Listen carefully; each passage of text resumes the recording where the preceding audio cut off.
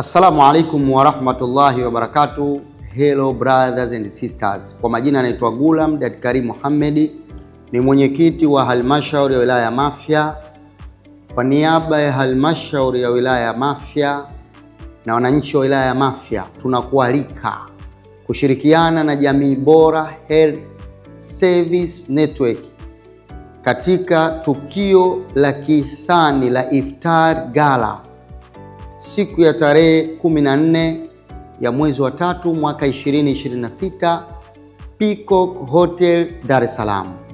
Lengo la Iftar Gala hii ni kwa ajili ya kuchangisha rasilimali kwa ajili ya kufanyikisha kambi kubwa ya matibabu ya kibingwa itakayofanyika katika wilaya ya Mafia, ikihusisha madaktari bingwa na wataalamu wa afya wabobevu kutoka katika Jamii Bora Health Service Network.